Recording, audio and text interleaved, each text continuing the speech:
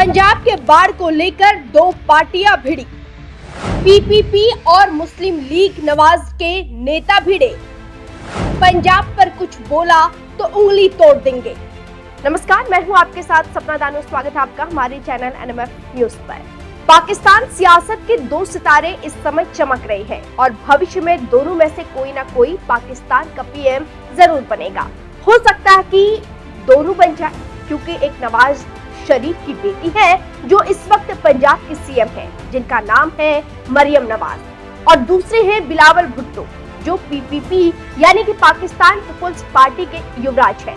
पिछली सरकार में विदेश मंत्री रह चुके हैं, लेकिन इस बार कोई भी पद उनके पास नहीं है। वो हो सकता है कि पार्टी की राय हो कि आप सीधे पीएम बने क्योंकि आप अध्यक्ष हैं, या ये भी हो सकता है कि पिता आसिफ अली जरदारी राष्ट्रपति बने हैं, इसीलिए उन्होंने कैबिनेट में कोई पद नहीं लिया। क्योंकि पिछली सरकार और इस सरकार में भी मुस्लिम लीग नवाज और पाकिस्तान पीपुल्स पार्टी ने मिलकर चुनाव लड़ा और सरकार बनाई, लेकिन अब एक बार फिर दोनों पार्टियों में बवाल हो गया है और बवाल का कारण है पंजाब। मुस्लिम लीग नवाज की सरकार पंजाब में है और पीपीपी पंजाब में अपनी शाख बढ़ाने के लिए काम कर रही है। ऐसे में केंद्र में समझौता और राज्यों में अलग अलग दोनों पार्टियों के बीच बवाल बढ़ गया है, और बढ़ने का कारण ये बताया जा रहा है सियासी बयान। बात दरअसल ये है कि पाकिस्तान में जो बाढ़ आई उससे काफी नुकसान हुआ और अब उसी को लेकर हमला हो रहा है। और उसी सियासी बयान में मरियम नवाज ने हमला करते हुए कहा कि अगर कोई मुझ पर हमला करना चाहता है तो कर दे, लेकिन अगर बाढ़ पर सवाल उठाया तो उसकी उंगली तोड़ दूंगी। तो सुन लिया आपने, क्या कर रही है मरियम नवाज, पंजाब की सीएम, और इसी बयान पर दोनों पार्टियां आमने सामने है और इसको लेकर नेशनल असेंबली में बवाल मचा है। पीपीपी के सांसद आग बबूला हो गए और संसद में कहा कि सियासत में मुद्दों पर बहस हो सकती है, लेकिन हिंसा की भाषा वो हम बर्दाश्त नहीं कर पाएंगे। पाक मीडिया की माने तो बिलावल भुट्टो लगातार पंजाब सरकार पर बाढ़ को लेकर सवाल खड़े कर रही है। बिलावल का आरोप है कि बाढ़ ने पंजाब में 20 लाख लोगों का घर तबाह हो गया और इस बाढ़ से 3,600 करोड़ का नुकसान हुआ है, लेकिन मरियम सरकार अब तक कोई बड़ा राहत पैकेज नहीं दे पाई है। इसी को लेकर राजनीति गर्म है। आपने देखा होगा कि किस तरह से भारत के पंजाब में बाढ़ ने तहस नहस किया है और पंजाब के लोगों का कहना है कि इससे उबरने के लिए कम से कम 5 साल लगेंगे। ठीक उसी तरह पाकिस्तान के पंजाब में बाढ़ ने तबाही मचाई है और विपक्षी पार्टी होने के नाते पाकिस्तान पीपुल्स पार्टी ने मुस्लिम लीग नवाज की सरकार को घेरा है। लेकिन इस हमले से पंजाब सीएम इतना खफा हो गई कि उन्होंने उंगली तोड़ने की बात कह दी, जबकि इस बयान पर सार्थक और संयम टिप्पणी करते हुए बिलावल भुट्टो ने कहा कि यह वक्त राजनीति का नहीं, इंसानियत का है। लेकिन पंजाब सीएम मदद से ज्यादा बयानबाजी कर रही है। नेशनल असेंबली में पीपीपी सांसदों ने जमकर हंगामा किया। उन्होंने मांग की कि मरियम नवाज अपने बयान पर माफी मांगे, लेकिन मरियम खामोश रही। उनकी पार्टी पीएमएल-एन ने भी इस मुद्दे को ज्यादा हवा देने से इनकार कर दिया। लेकिन इस बवाल के बावजूद पंजाब सरकार का कहना है कि अभी उनकी पहली प्राथमिकता बाढ़ से जूझते लोगों को राहत देना है, राजनीति नहीं। लेकिन असली सवाल यह है कि आखिर ये लड़ाई उंगली तोड़ने तक कैसे पहुंच गई।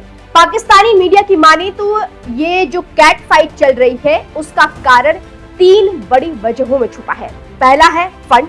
बिलावल चाहते हैं कि उनकी मां बेनजीर भुट्टो के नाम से जो फंड सिस्टम था उसे फिर से शुरू किया जाए। मतलब ये कि राहत के सारे पैसे उसी फंड में जाए और वहीं से जनता में बांटे जाए। लेकिन सियासी बात यह है कि मरियम नवाज ने बिलावल की मांग को ठुकरा दिया। उनके मुताबिक ये व्यवस्था न तो पारदर्शी है न ही व्यवहारिक, इसीलिए पार्टी में तलवारें निकली है। दूसरा कारण ये भी है कि पंजाब पाकिस्तान का सबसे राजस्व वाला स्टेट है। नेशनल असेंबली की सबसे ज्यादा सीटें पंजाब से आती हैं। पंजाब में काफी पहले से मुस्लिम लीग की पकड़ है, लेकिन बिलावल की नजर इस गढ़ को तोड़ने पर है। अगर पीपीपी पंजाब में पैर जमा लेती है तो वो पाकिस्तान की सबसे बड़ी पार्टी बन सकती है। यही कारण है कि बिलावल हर मौके पर पंजाब सरकार पर हमला करते हैं, जिसका नतीजा ये है कि अब लड़ाई आमने सामने की हो गई है। तो आप समझ सकते हैं कि क्यों लड़ाई जारी है और इसका कारण क्या है। यहाँ आपको याद दिला दें कि पाकिस्तान की मौजूदा सरकार गठबंधन की है। पीपीपी और पीएमएल-एन एक साथ सत्ता में है, लेकिन सवाल यह है कि जब दोनों नेता एक दूसरे की उंगलियां तोड़ने पर आमादा है, तो क्या यह गठबंधन ज्यादा दिन चलेगा? ऐसे में जनता सवाल पूछ रही है कि मरियम और बिलावल, आप दोनों में से कौन हमारी मदद करेगा, या फिर हमारी जिंदगी भी आपकी राजनीति की उंगलियों में फंसकर टूट जाएगी।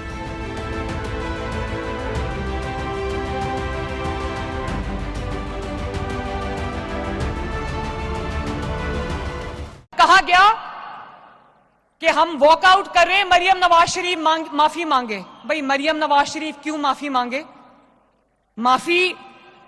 माफी वो तर्जुमान मांगे जिन्होंने सैलाब के दौरान पंजाब के अवाम पे आई हुई आफत के दौरान पंजाब के अवाम पर तनकीद की, सियासत की। माफी वो मांगे।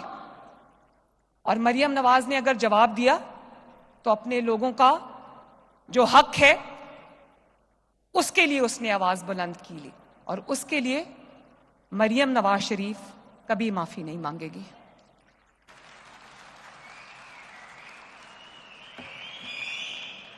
कौमें जो हैं वो सिर्फ प्रोजेक्ट्स से नहीं बनती। कौमें जो हैं वो एक सेल्फ रिस्पेक्ट से बनती हैं। जब आपके अंदर एक नेशनल प्राइड होगी, जाहिर है हम पाकिस्तानी हैं, लेकिन उसके बाद हम पंजाबी हैं। पंजाब के हर जर्रे से हमें प्यार है, क्योंकि ये वो जगह है जहां पर हमारी पैदाइश हुई है।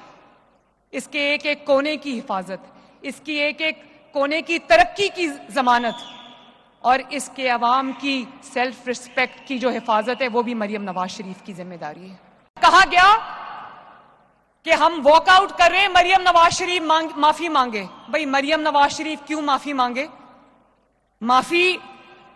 माफी वो तर्जुमान मांगे जिन्होंने सैलाब के दौरान पंजाब के अवाम पे आई हुई आफत के दौरान पंजाब के अवाम पर तनकीद की, सियासत की। माफी वो मांगे। और मरियम नवाज ने अगर जवाब दिया तो अपने लोगों का जो हक है उसके लिए उसने आवाज बुलंद की ली, और उसके लिए मरियम नवाज शरीफ कभी माफी नहीं मांगेगी।